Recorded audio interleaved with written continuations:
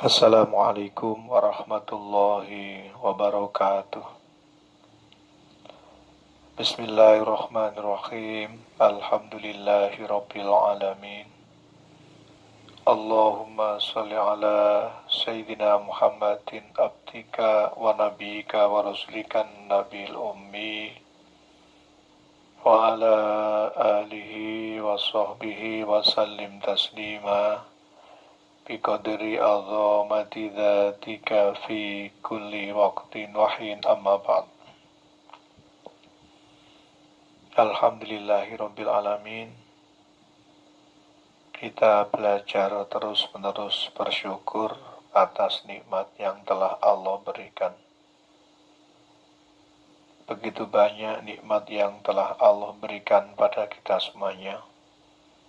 Tiada hentinya Allah terus-menerus memberi nikmat pada kita semuanya.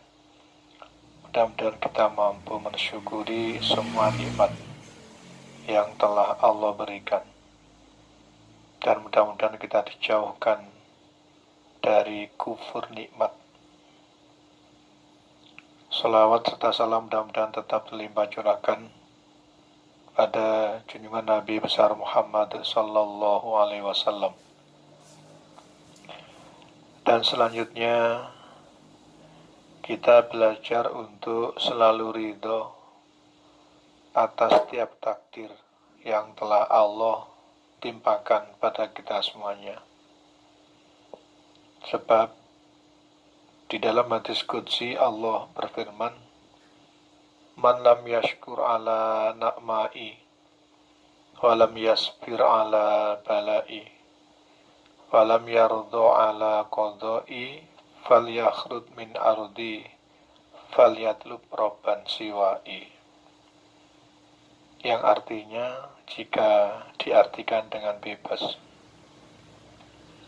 barang siapa yang tidak bersyukur atas nikmatku dan tidak sabar dalam menghadapi ujianku dan tidak ridho dengan takdirku atau ketentuanku, maka keluarlah dari bumiku dan carilah Tuhan selain aku. Na'udzubillah.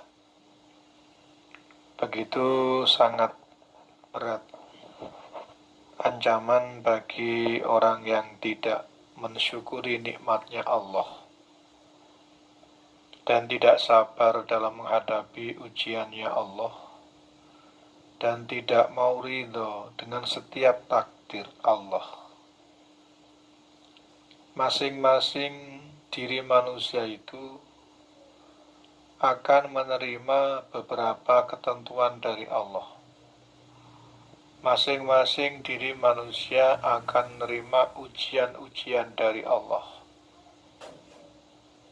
Mudah-mudahan kita semuanya dimampukan oleh Allah sabar dalam menghadapi setiap ujian dari Allah, dan dimampukan oleh Allah selalu ridho dalam menghadapi setiap takdirnya Allah, dan selalu diberi Allah kemudahan untuk mensyukuri nikmat apa saja yang telah Allah berikan pada kita semuanya. Jamaah rahimakumullah wa ghafarakumullah. Hidup ini diberi pedoman oleh Allah. Orang mukmin itu sebagai pelaksana hukum Allah. Mukmin itu sebagai pelaksana apapun yang telah ditentukan oleh Allah. Petunjuknya mukmin, pedoman hidup bagi mukmin adalah Al-Quran. Hudan lil muttaqin, hudan petunjuk lil muttaqina bagi orang yang bertakwa. Dimanapun saja orang itu jika bertakwa pada Allah, maka dia akan selalu dalam menyelesaikan berbagai macam persoalan yang dihadapinya menggunakan petunjuknya Allah, yaitu Al-Quran. Bahasan sebelumnya saya telah sampaikan bahwa Allah berfirman dalam surat Al-A'raf atau surat nomor 7 pada ayat ketiga. A'udzu billahi minasyaitonir rajim. Bismillahirrahmanirrahim. Ittabi'u ma unzila ilaikum mir rabbikum wa la tattabi'u min dunihi awliya qalilan ma tadhakkarun. Shadaqallahul azim. Jika diterjemahkan dengan bebas, ikutilah apa yang diturunkan kepadamu dari Tuhanmu. Berarti ikutilah Al-Quran. Kita punya lisan bisa berbicara. Berbicaralah mengikuti ketentuan Allah dalam Al-Quran. Bicara yang hak, bicara yang benar, bicara yang memuliakan, bicara yang mulia, bicara yang baik. Kemudian Allah memberikan nikmat pada kita berupa mata yang bisa melihat. Maka lihatlah dengan mengikuti petunjuknya Allah yang ada di dalam Al-Quran. Lihatlah apapun yang ditentukan Allah dalam Al-Quran. Jadi, lisan kita gunakan berbicara mengikuti petunjuknya Allah dalam Al-Quran.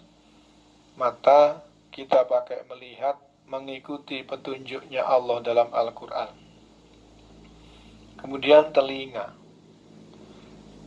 pun kita pakai mendengarkan mengikuti petunjuknya Allah yang ada di dalam Al-Quran.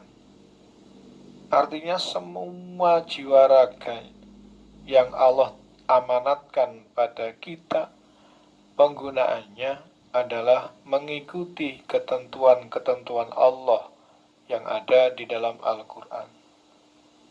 Kita wajib meyakini bahwa Al-Quran benar, Al-Quran bijaksana, karena kalamullah.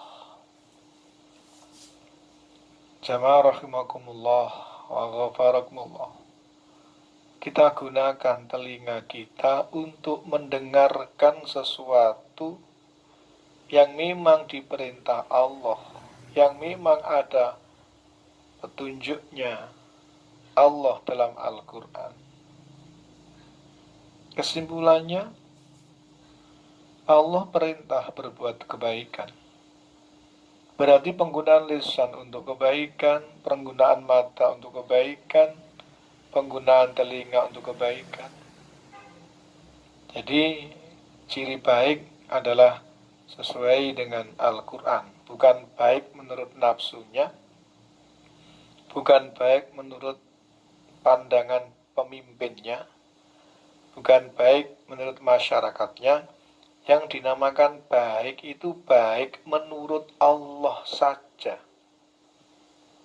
Cirinya sesuai dengan Al-Quran dan tidak bertentangan dengan Al-Quran. Di dalam bekerja, ikutilah petunjuknya Allah yang ada di dalam Al-Quran.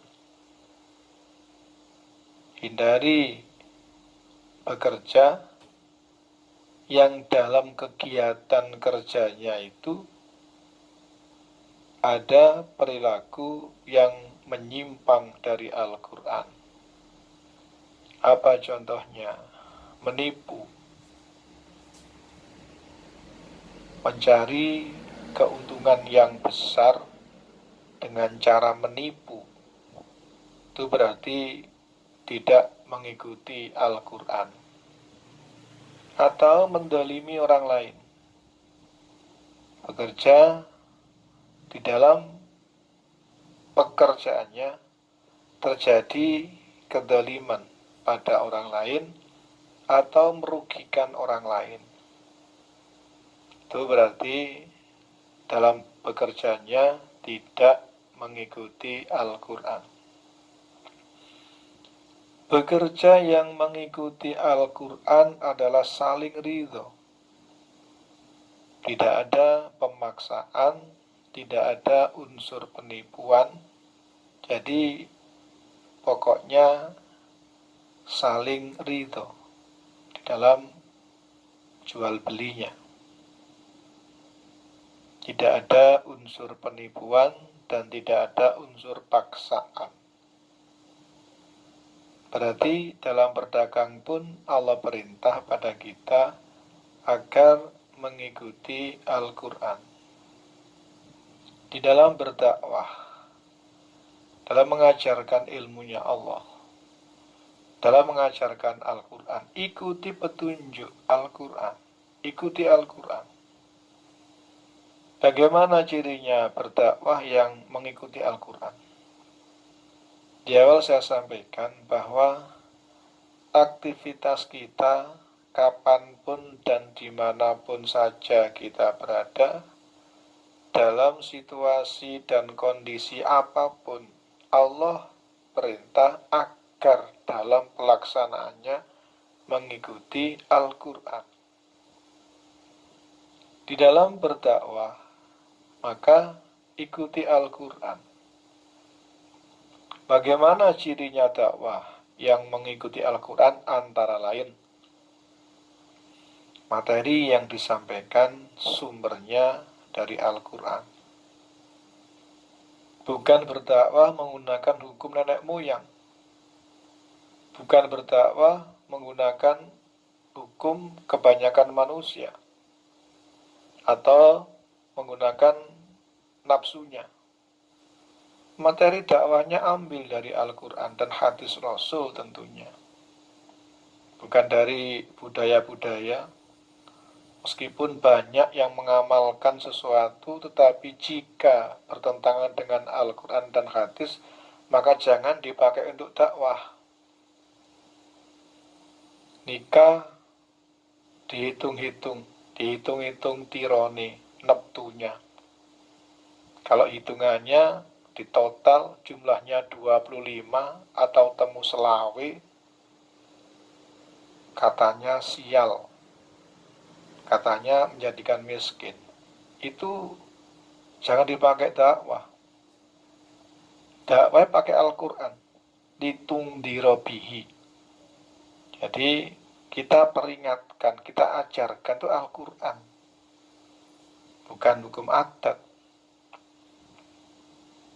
Kalau setelah ada keluarga yang meninggal, apa kakek atau nenek, maka kalau mau mengadakan resepsi pernikahan harus nunggu ganti ini tahun.